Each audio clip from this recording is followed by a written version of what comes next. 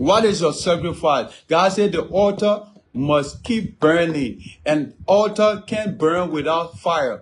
And you can't have the fire without a sacrifice. So that means why it was the priest's job to keep the altar and the fire burning. It was the congregation's job to keep bringing their sacrifices, their burnt offering, their fruit offering, their peace offering, their sin offering.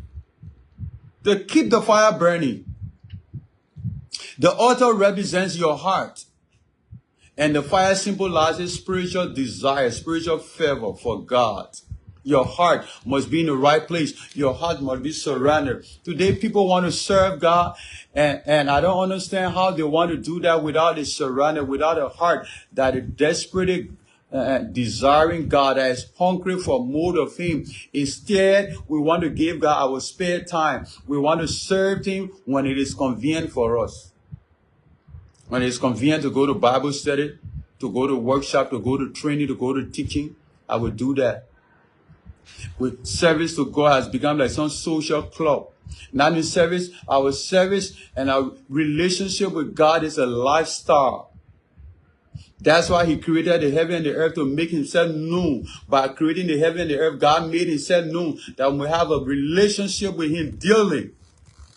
In spite of circumstances, not when we are convenient. Yeah, it's not for our convenience and comfort. No, not so. He inconvenienced Himself, sent His only begotten Son, Christ King, and inconvenienced Himself for us. But we want to serve God, be comfortable. Peace, inner peace, joy, and happiness is different from comfort.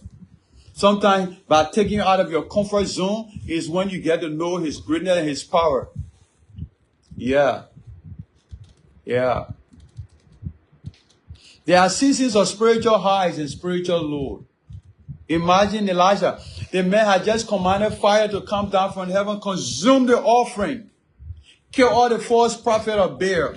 When he heard that Jezebel was threatening to kill him, he ran away telling God, I want to die. That's why you should stay in constant relationship with God. Because you perform a mighty miracle today, because you are on fire today, doesn't mean the enemy is going to be afraid of you tomorrow. Moses is on the mount with God for 40 days and 40 nights and securing the 10 commandments, the law, what became of the Old Testament law that we have today in our Bible, the old covenant, the old agreement. He comes down when he sees that Israel turned to false gods in the camp, and they are put up there.